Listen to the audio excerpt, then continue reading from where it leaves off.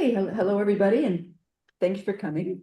To the Camera Club people, you're really familiar with our meetings, but for those of you that are not members of our Camera Club, uh, we meet usually on the second Wednesday of every month, and photographers get together and we have lectures and workshops and field trips, just trying to learn the art of photography. This year, we're trying something different. We added a travel log once a month because a lot of our the photography group, they're travelers and they go to all kinds of places all over the world. And it's really fun to come back and listen to some of the travel logs and see the photos through our own photographer's eyes because a lot of our photographers are really good. So that's fun. So this year, we've seen by our travel log, China, Alberta, Scotland. Last month was Tom did Ireland. We've done Africa. Jeff did the Northwest Passage, and then we had Thailand. So it's been a good year. We've traveled all over the world just in this room. Today we're going to Italy, and specifically we're going to North Italy, just the Dolomites. So we're going to get started. Okay. Okay. So the Dolomites are located in Italy in the northeast portion. So that red star, that's where the Dolomites are.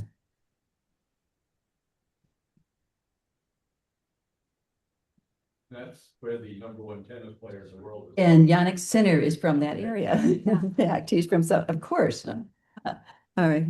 All right. So three. The Dolomites are characterized because they have jagged, really jagged, sharp peaks. They have towers. They're made of a stone called dolomite. And dolomite was found on the coral seabeds about 250 million years ago. Then these coral seabeds started to rise up and they formed mountains. And then through erosion, that's what made the really sharp peaks and towers and cliffs. The Dolomites have been a UNESCO World Heritage Site for many, many years. And there's two reasons they're a UNESCO Heritage Site. One is because they're incredibly beautiful. And the second is because of this unusual geology. The Dolomite rock that forms these mountains is unique only to this northeast part of Italy. Okay.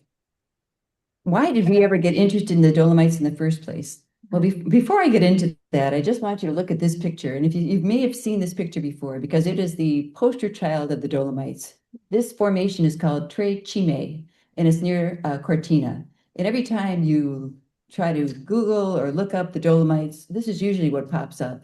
It's a beautiful, beautiful hike. You can take the whole periphery in about 5 or 6 hours. You can walk all the way around the Tre Cime. But for us, the first time we went to the Dolomites was in 2015. We had planned a trip to Nepal. We were going to go. Hey, baby, we were I really couldn't excited do about it. my last one. Sorry. Sorry. What do you do? Okay. So in 2015, we had planned a trip to go to Nepal and we were going to go in September. But in the spring of that year, Nepal had a horrible earthquake.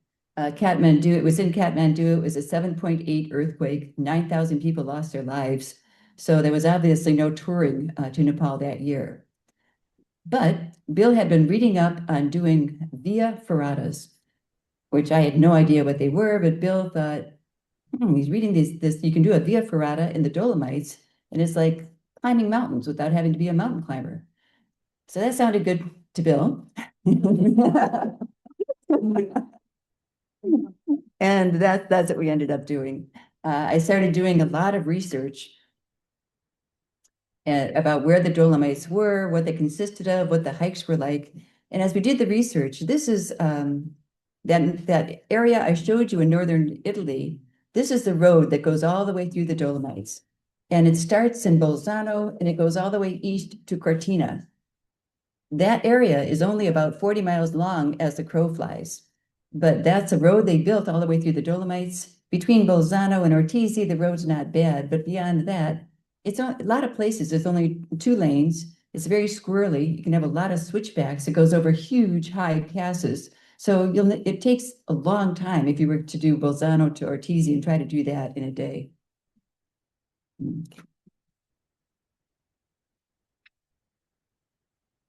the first city that I mentioned that you would start at, which is like the gateway to the Dolomites, is Bolzano. Bolzano is located, it's the largest city and it's the capital of a region called South Tyrol. Again, South Tyrol is up in northern Italy and it's right at the border of Austria. It's a large area, it's about 3,000 square miles. And the population of South Tyrol is about 500,000. In South Tyrol is Bolzano, and that's, like I say, the start where you start your Dolomite adventure. What's interesting about South Tyrol is that it wasn't a part of Italy before World War One, but in World War One, Italy fought with the Allies against the Germans, and the empire just collapsed. And as part of the Treaty of Germain, this whole area of South Tyrol became Italian. So now you're living in a German town, and the next day you wake up, you're in Italy. Okay.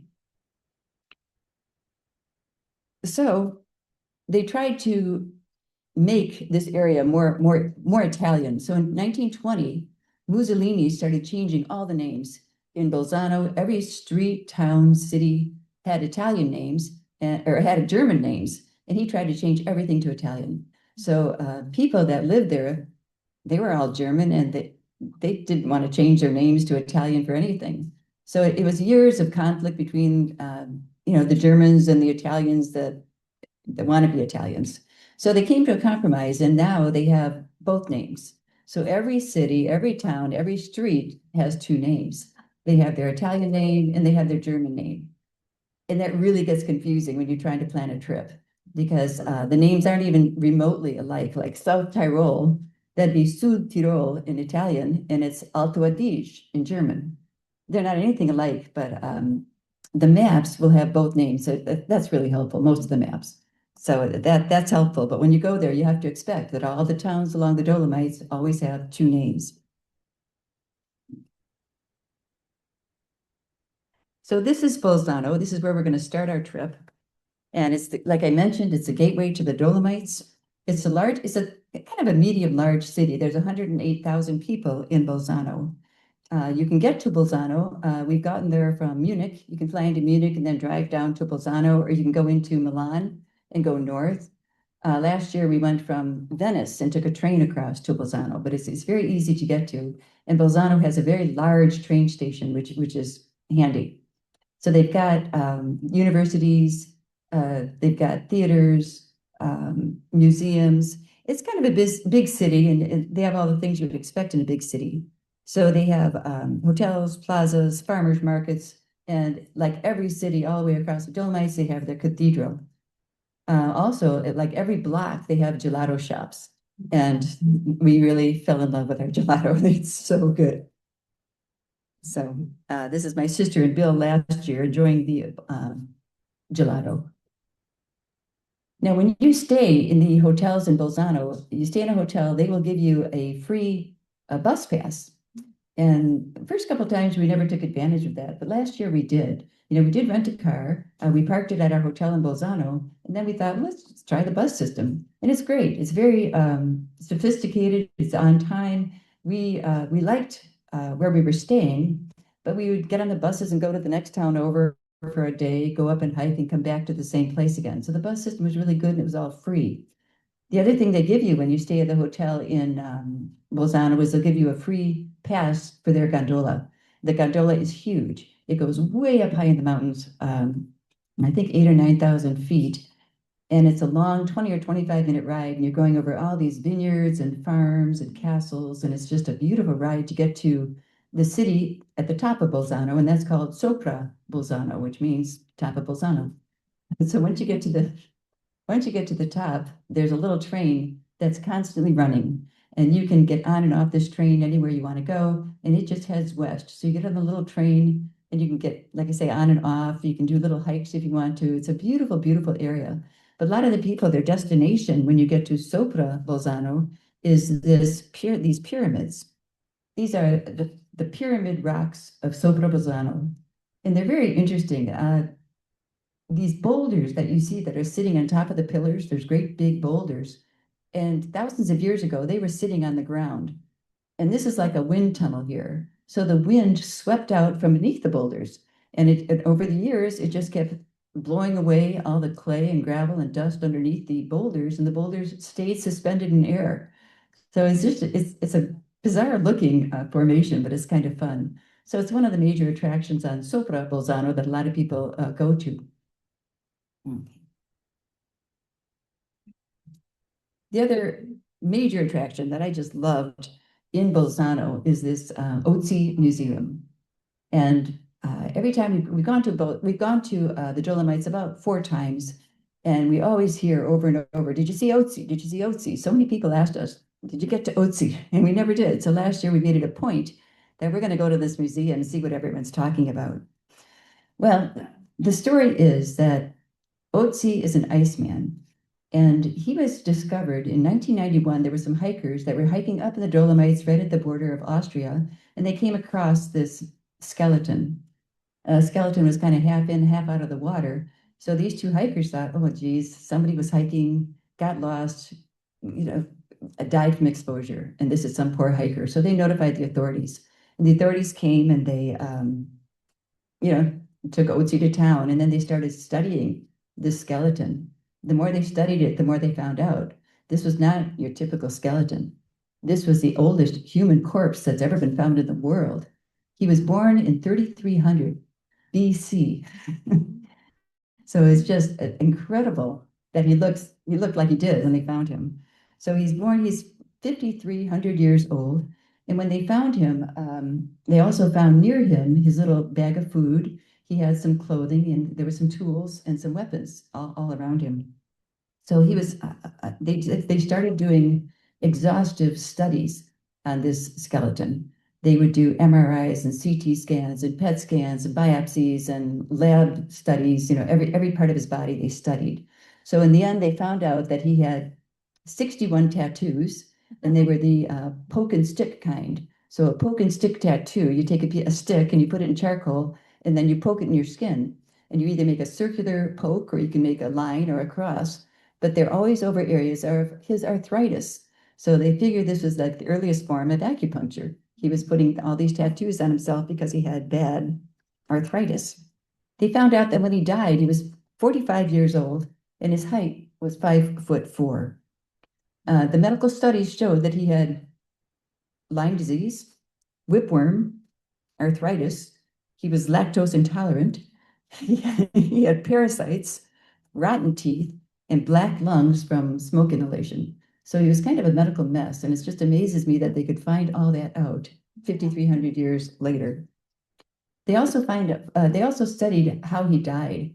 And it turns out that a couple days before he died, he was involved in a fight. And he had a deep laceration between his thumb and index finger of the right hand that went right down to the bone. So they figured that was like a knife wound. He was in a fight of some sort. Then 3 days later, he was shot in the back with an arrow. So a bow and arrow, they shot him in the back, and the arrow went through his left scapula, fractured it, and then hit a big vessel.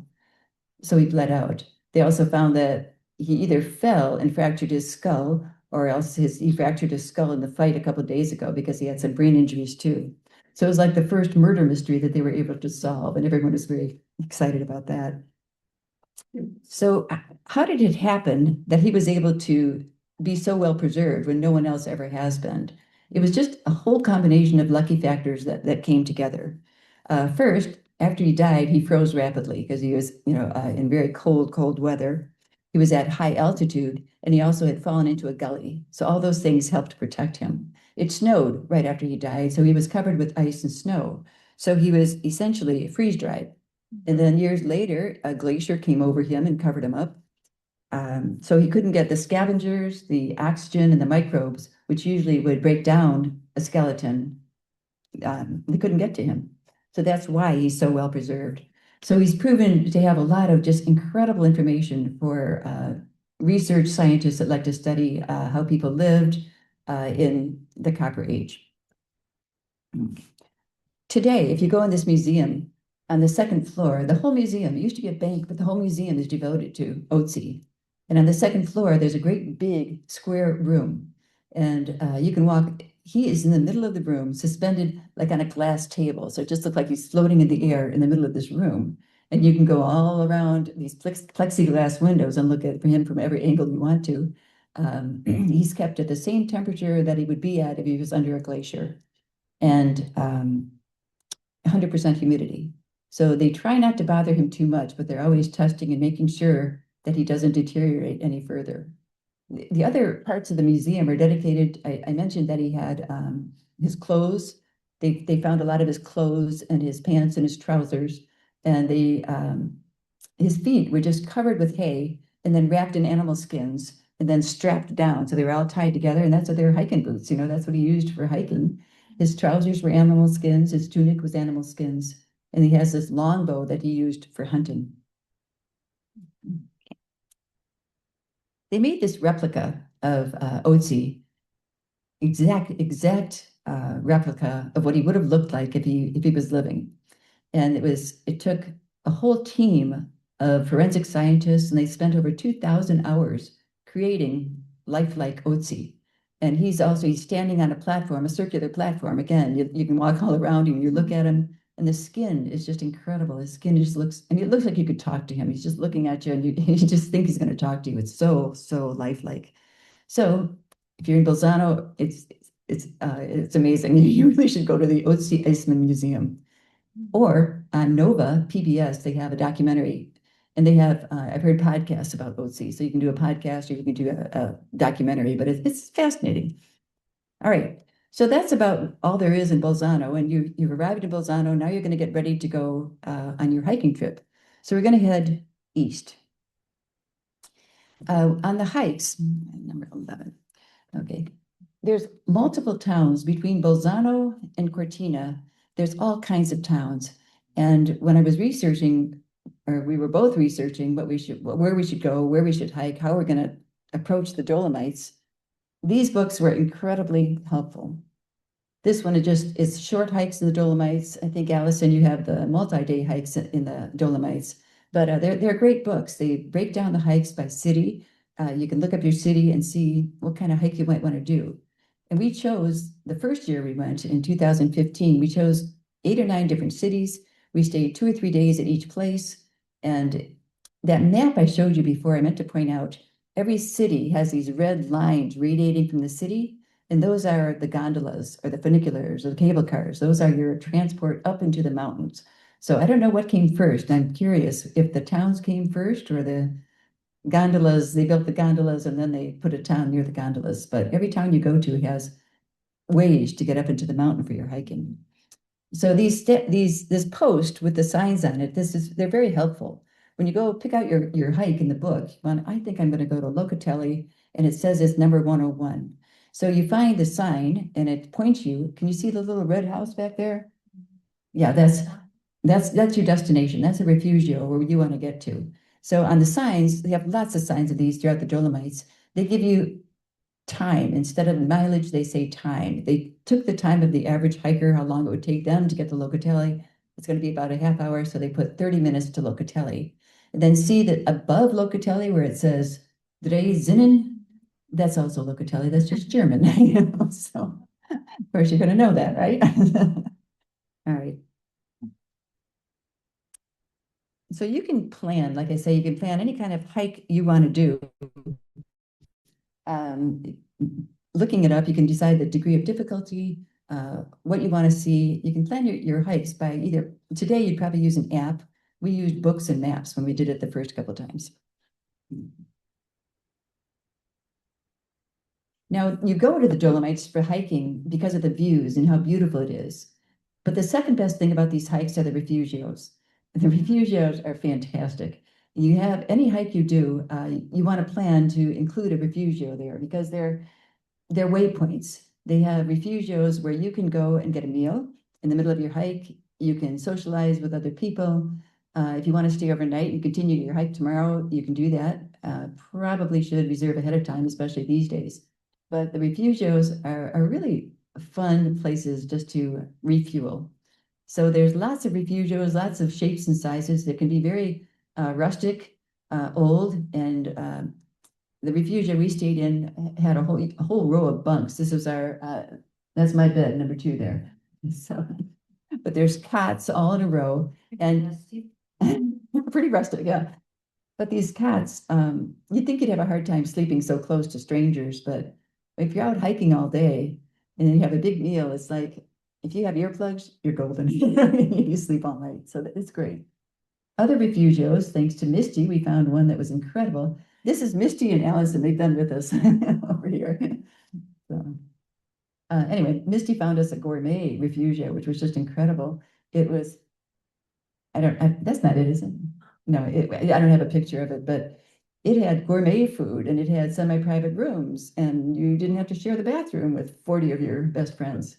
So they have, but the luxury refugios like the one you chose, you could actually drive to it as well as hike to it. So it wasn't quite a refugio.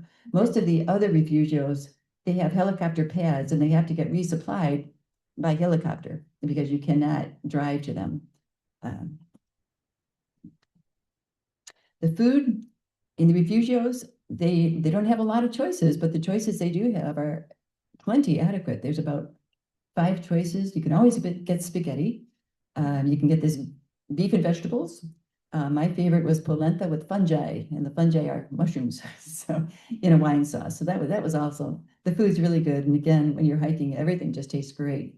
You get beer, wine, espresso, and they usually have 1 or 2 pastries if you want dessert. All right. So let's see. Another distinction about the Dolomite hiking is the religious artifacts. And you just would be amazed everywhere you go. There's some kind of a religious shrine or statue or chapel or church, and they're spread all the way through the Dolomites. And everything's always open. If you want to go in these little chapels or churches, they welcome you to do that. So that surprised me the first time I went there. I couldn't believe they even have the Stations of the Cross. As you hike, you do the Stations of the Cross. So very religious country. This is one of the, I don't know where that church is, but somewhere. Anyway, Misty, remember the morning we woke up and it was snowing? So we usually like to go to the Dolomites in September because everyone's back in school and everyone takes their vacation in August. So we usually go in September and it's not supposed to snow till late September or October. But one morning we woke up to this, but we still hiked and it was by the noon, I think the snow had all melted. Oh, I wanted to say about the religion. You have freedom to choose your religion it's a secular state. All religions are acceptable, but 80% of the population is Roman Catholic. And, they have the Vatican and the Pope, so they take their religious holidays very, very seriously. I mean, we'd be in Bolzano ready to shop and really enjoy the town, and everything would be closed in the middle of the week because of a religious holiday. But that was okay because they have parades and, everyone's, it's still interesting. All right. Now they're having more diversity with the religions, especially since immigration began. So the second most common religion now is Muslim. So, okay, so we're talking about what distinguishes the Dolomites from hiking at other places. The religious, now they also have these remnants of the war, and we're talking about World War I. Sorry, I skipped a slide. Okay. So in World War I, Italy was on the side of the Allies between 1915 to 1918. And they were fighting against Austro-Hungary. But what was interesting is the front line was up at the top of the mountains. That's where the fighting took place at 8 or 11,000 feet of elevation. They hauled all their equipment and their weapons and their supplies to the top of the mountain, and then they would build tunnels up there out of sheer rock. They would blast through and make tunnels, and they would live inside these mountain tunnels or trenches for weeks at a time. So you can crawl through these tunnels today, and it's not comfortable. I mean, they're tight and they're dark. And then you go along and you see a window blasted out to the other side. So you've come up one side of the mountain and you get to the window and you're looking down and it's sheer, it just drops right off. And that's where the enemy would try to ascend to come up and fight you at the top of the mountain. It's just unbelievable. But they would take the windows and they would put their their guns in the window and shoot the people, the enemy coming up, or they would try to shoot into the snowbanks and trigger an avalanche. So they had all kinds of fighting up at high elevation. And there's a glacier in the Dolomites called Marmolada. It's the biggest glacier there. So they would build not ice castles, ice caves. So they build ice caves that they could also live in for weeks at a time. As the Marmolada Glacier melts, more and more war relics are coming to surface. Even soldiers are still buried in that glacier. The war was called the White War because more people died from exposure and avalanches than they did from bullets. So it's an unusual way to fight. There's a open air museum called Mount Piano, and you park at a parking lot at the bottom of the mountain, and then buses take you up to the top. And you get to the top of this mountain, and it's a flat plateau. And this is where some of the fiercest fighting took place. So they turned it into a monument. There was fighting going on, and no one ever had a decisive victory. It was just back and forth and back and forth.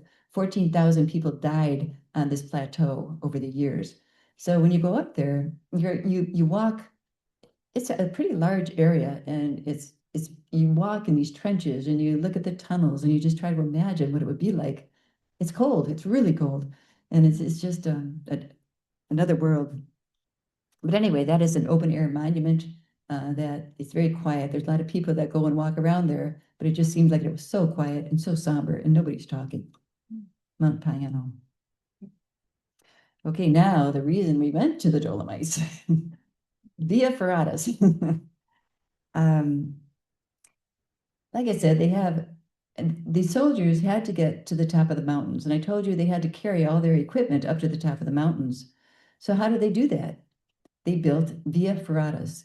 Translated, that means iron walkways. So what they would do is they'd put these thick cables, they would fasten them to the mountains going up, and you'd fasten it with a bolt. Like every 15 feet, you fasten the bolt to the mountain, and that's your cable. And then you're just supposed to use it for reinforcement, and you climb up the mountain. If there's areas of the mountain that are too sheer and don't have any footholds, they put in some pegs and they put in what are called stemples. So they're like reverse staples. So they put these staples into the rock. So between the foot pegs and the stemples and the cable, they were able to get up to the top.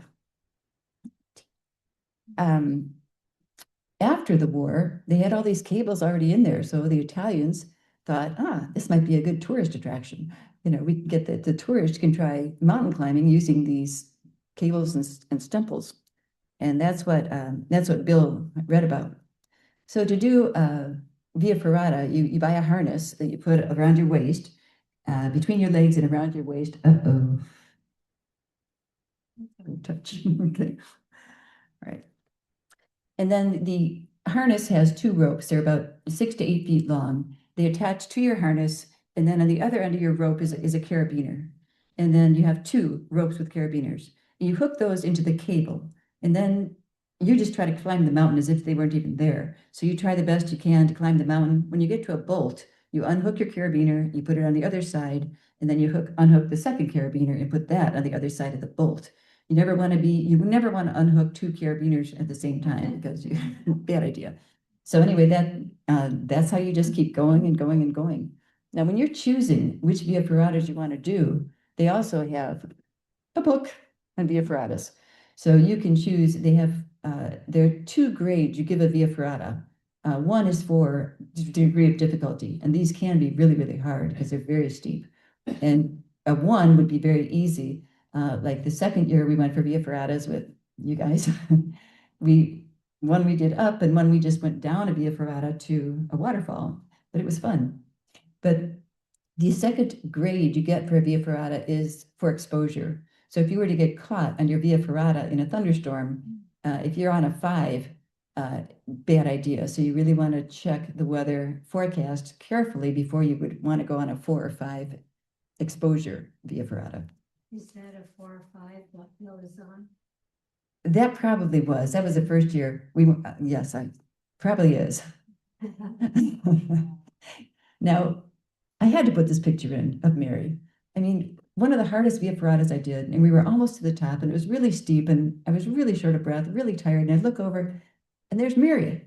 I go, who put her there? I mean, it was just, did she get there from the war, or did someone come along? But anyway, it's just somebody had taken the time at the highest point of the mountain and dug out a little hole and put Mary there. I mean, the religious artifacts are everywhere. So of course, when I was doing a Via Ferrata, before we ever started, I thought, okay, my camera is staying in the backpack. I need to concentrate. I need to focus. Don't want to die. So I left the camera there until I saw Mary. Then I thought, oh, I got to get her picture. I had my cell phone, but it wasn't enough. So I'm standing there in my stumble and hanging onto the cable and trying to get my camera out of the back. So I hope you appreciate that picture. But it really was shocking to find her way up there. So the first year we went, is John here? The first year we went with John, is a good friend of ours who's a real athlete and loves mountain climbing. And he had done this many times before, and he had a group of friends that were going. So he said, oh, come with us, you know. So first year we went with John and his friends, and we did some challenging via ferratas. You know, they were, John and his friends showed us the rope, and we managed to get up to the top. Over here on the left is Misty. And on the right is Bill and me making our way up. When you get to the top, you're exhausted. We were exhausted. John and his group were just having fun, but this is Bill over here on the left, collapsed. Yeah, just resting. So you get to the top, you rest, and then you sit up and you look around, and then you realize why you did that, because the views from that high up, and you really are at the top of these jagged peaks looking down. The views are 360 degrees, and they're spectacular. They're just amazing. So we're glad we did it. Don't do it anymore. It's fun. Okay, and this is so we figured the first year John showed us how to do it, so we did it 2 days. So now we're experts. So the next year we went back with our friend Mary and Misty, and we tried it again. And you did fine. You liked it, right, Misty? What you went? Yeah, we did some fun ones, and we went to waterfalls. So. Okay. All right, I think that's all I had to say about that. All right, so that's why we go to the Dolomites, because they have a lot of interesting characteristics. The towns themselves are also beautiful. So I mentioned, there's all these towns all the way across from the beginning at Bolzano to the end at Cortina. The first town we stayed at was Ortizay. That's a town we keep coming back to. And this is like, I'm just showing you one town because it's kind of the prototype for the towns along the way. So Ortizay, you have a walkway right through the center of town. It's closed to traffic, so it's just walking. It's a really pretty town. Of course, the center of town has the big church, which they all do. There's hotels, there's restaurants, there's laundry. So you stay here, and again, whatever hotel you're staying at, they'll give you a free bus pass. So if you don't want to get your car out and you just you explore Ortizay, and then you're done exploring Ortizay, and you want to go to the next town down, you just take a bus, do their hikes, and come back. But Ortizay could keep you busy without having to go anywhere, because there's 4 gondolas going up from Ortizay, and there's one funicular. And a funicular is like a little train. It's a little box, and it's at an angle, and everybody gets in these rows of seats, and it's pointed up, and then it just is on a cable, and the cable drags you up to the top of the mountain. So that's a funicular versus a gondola, which is enclosed. So what else about Ortizay? Every town, although they're kind of similar in how they look and what they're like, everyone's got their own unique features too. So one town may be built on a river that goes right through the middle of town. One may be built around a lake. Ortizay, I think I'll show you where Ortizay is. Ortizay is here. It's about 1/3 of the way between Bolzano and Cortina.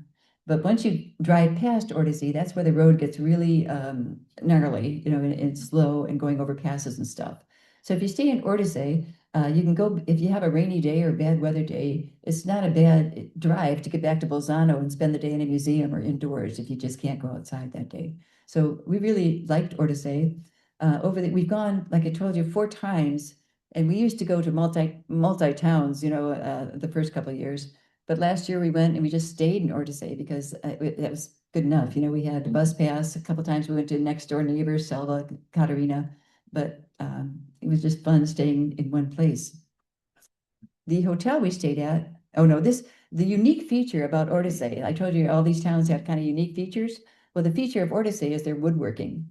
They have just beautiful shops, a couple shops that are just chock full of carved wood animals and birds do you want to shut pass it? Should I pass it? Anyway, you can see it. It's very lifelike. You go in these wood making shops and you go to the back and they have tool benches.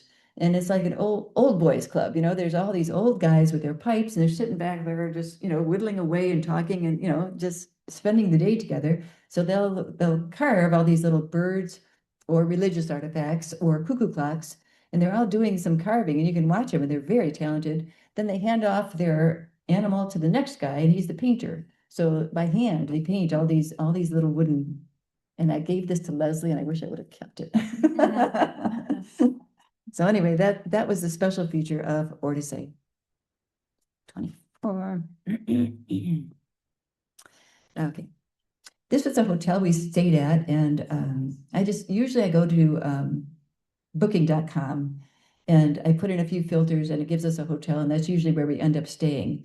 This one turned out to be a real nice hotel. It was called Angel Ortisei, and it had balconies, and it's really nice if you have a choice to get a balcony because you can go out, you know, at night you can just sit on the balcony and you're surrounded by the mountains and the air always smells so good in the Dolomites. So you can just sit there and relax and enjoy your hotel. It had an indoor-outdoor swimming pool and a spa, and we took advantage of that every day. They have a little area that's glassed in. That's your like the lounge for the hotel. So they have a happy hour, and everyone that's staying at the hotel, you can come down and socialize in the evening. There's also a hiking guide. So if you haven't done your research and found the hikes you want to do for tomorrow, he's just available for free. You'll tell him, tomorrow I want to do between 5 and 8 miles. I don't want to do elevation above 2,000 feet.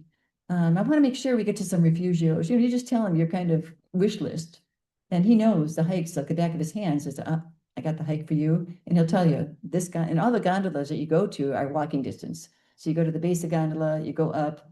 They have lots of hikes at the top of every gondola. So you're looking for the hike that he recommended, and you do it, and that worked out really well. One day he said, "Hey, I'll go with you," and we had told him we want to do about 5 or 6 miles.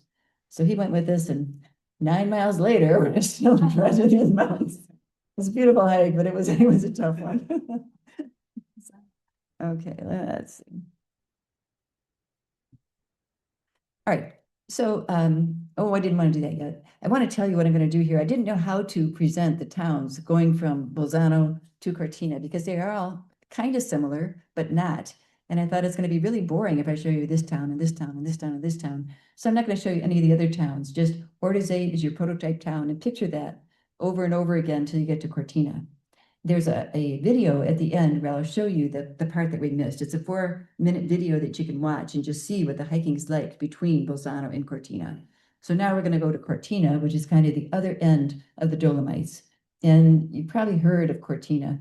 It's called the Queen of the Dolomites. It's just a gorgeous city. They had the Winter Olympics there in 1956, and then they had them there again this year. So in January, Cortina, that's where the Winter Olympics were. It's a beautiful, classy city. So it's all cobblestones. You walk on the cobblestone, and it's just first-rate shopping. I mean, it's all the really high-end exclusive stores. It's a great place to window shop. You know, everything's extremely expensive in Cortina, but it's beautiful. It attracts celebrities and movie stars, and they've made movies there. Let's see. And tourists too. The first couple of years we stayed in Cortina. It was reasonable, and we enjoyed staying there. Okay. They have the restaurants. They have several Michelin restaurants there, and then also they have this church in the middle. The steeple is very, very high. So if you're walking around Cortina on the outskirts, you can see this steeple pretty much from wherever you go. Okay. Does it rain there? It fairly often. It's either rain or light snow. A lot, I would say not a lot. We had a lot of really nice sunny days. September was pretty nice. I don't think it rained. I don't remember rain being a problem. So a couple days we had rain, but we stayed a month, so it was fine. This picture on the right, that's just, I snapped a picture outside my hotel window and it was raining that day. All right. So that is hiking through the Dolomites. You get to go from one end to the other end. The hiking's beautiful, and I'll show you pictures of it in the video. But now we're at the end of the journey. We've gone all the way across the Dolomites. We've come to Cortina, and now you got to start thinking about the end of your trip. So what we did, you can go southeast and go down to Venice if you want. It's only a 2-hour drive, and if you haven't been to Venice, it's a nice place to. It's good to visit at least once. So Venice, how many islands do you think consist? There's 118 islands in Venice. I had no idea. And they're all connected by bridges. There's no roads, just sidewalks, but no roads in Venice. It's all canals. In the past, between the ninth and 18th century, Venice was a huge maritime hub. So it was for trading, and it was a connection between Europe and Byzantine Empire and Asia. So it was a huge trading post there by water. It was made a UNESCO heritage site in 1987. The biggest islands on Venice are San Marco, and that's where this cathedral is on San Marco Island. Another big one is Murano, which is where they do all the glass art. They do glass blowing, they paint the glass. You've heard of Murano glass, yeah. The other two big islands are Burano and Giudecca. So back in the 1500s, Venice was very wealthy and it attracted a lot of Renaissance artists and painters and architects. So some of the Renaissance artists, Titian and Tintoretto, I wasn't familiar with them, but they did their painting in Venice. Also, Andrea Palladio, famous Renaissance architect, spent his time. So Venice is built on a shallow lagoon along the Adriatic. The canals are all a maze. There's mazes of canals, but the big one is the Grand Canal, which runs right through the center of Venice. All the buildings are set on wooden piling, and the piling is sunk into the clay and the mud. And that's what all the buildings are sitting on, these pilings. Let's see, there's some famous sites. The Doge Castle is famous there, and then St. Marco Cathedral is also famous. Venice now gets global attention every year for their carnival, the Venice Carnival, and also their film festival. So they get a lot of tourists going to those two things. This is San Marco, which is a gorgeous church. It was built in the 11th century.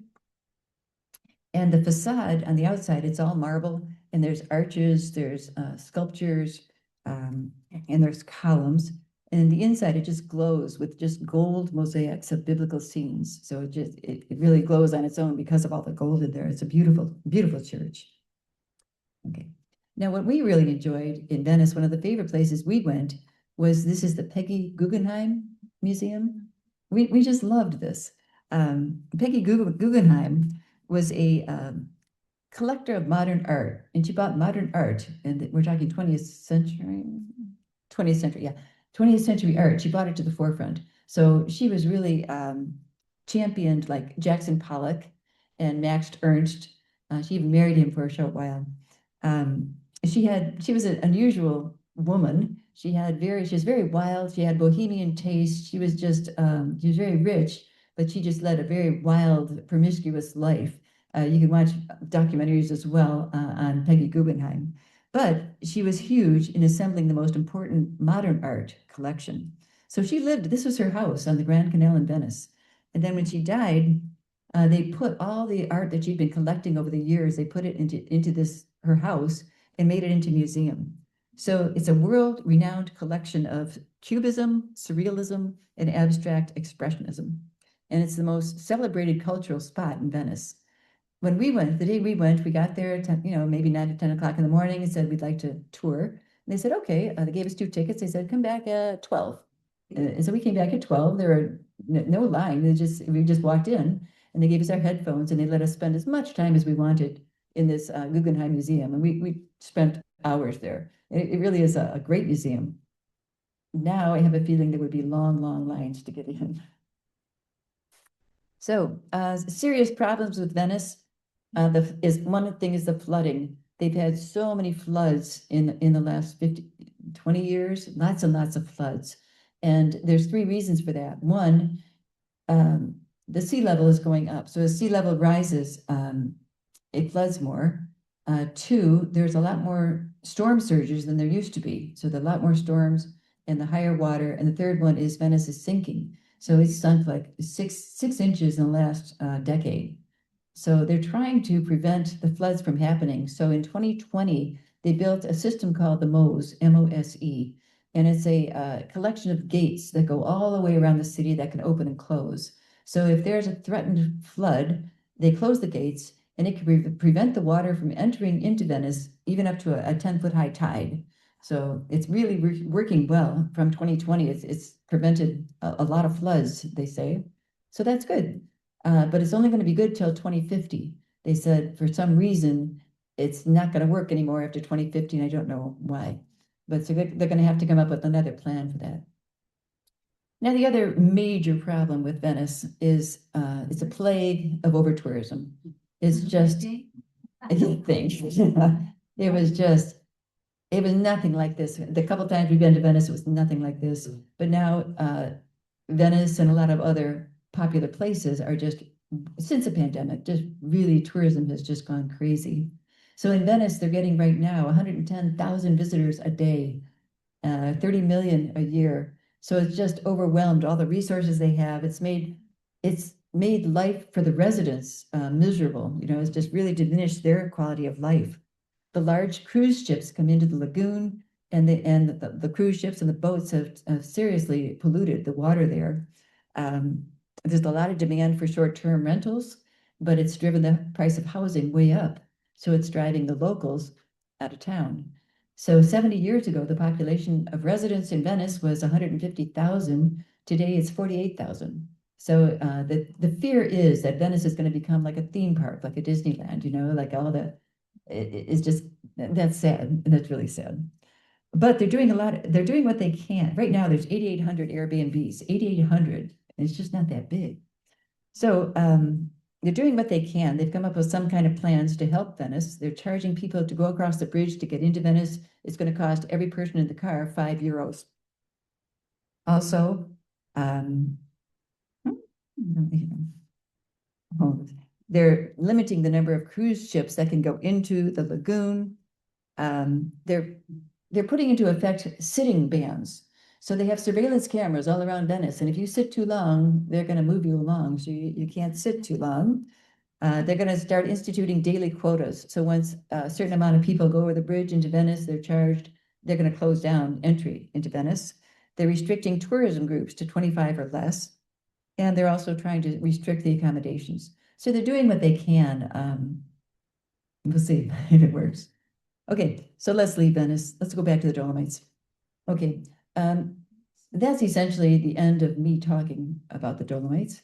But I want to just go back to the hiking, and now I'm going to show you the area that we skipped between Ortiz and Cortina.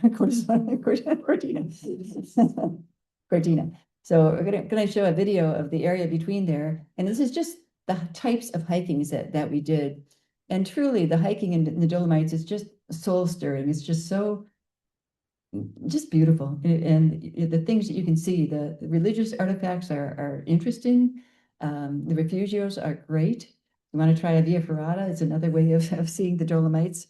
But the best part probably is it's so easily accessible.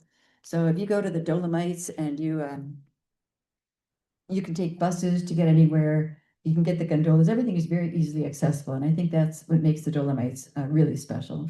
So they have it set up for skiing all winter long, which I didn't even mention, and then the hiking in the summertime. So I'm going to try to play this video and see how it goes.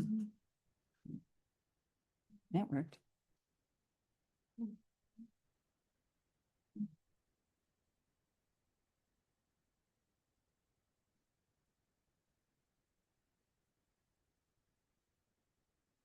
Bye, guys. Mm.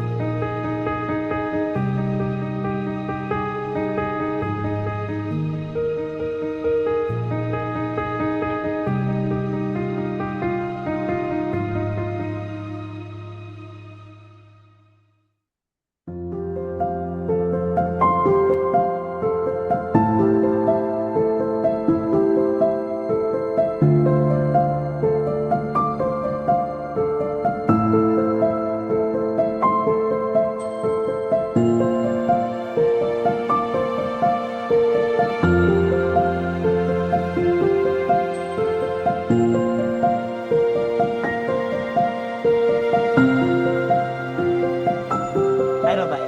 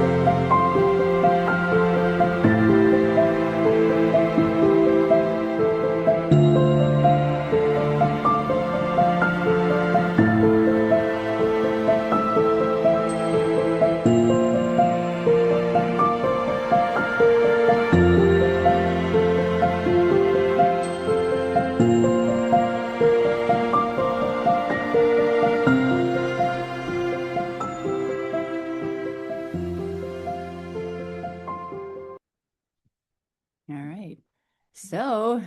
Thank you. Did I mention Aperol Spritz is the national drink of Italy? That's. Yeah. All right, well, thank you. Questions? Thank you. You're welcome, you're welcome. Sure. Thank you. You see, Allison, anything to add? No? Okay. Well, thanks for coming. Great photography. Thanks, Sally. I wish we could see the real color that you've got on your screen. Yeah, yes, that's right. It's, They were still very nice. Yeah. all right, all right. 4:01, not bad, huh? Where's your next journey, Gail? When's your next? where's your next We're gonna do journey? Galapagos, Amazon River in June. Yeah, see what that's. We do live up. You've been there before, I right? know. Bill hasn't. Oh. Yeah. You wouldn't take it the first time, though? No, he's No, busy, busy. My bartender. All right, well, thanks. We're good. Thank you. That's great, Gail. Thank you. Thank you. Thank you. Thanks, Gail. Thanks, you Zoomers. Awesome. Bye. Bye-bye.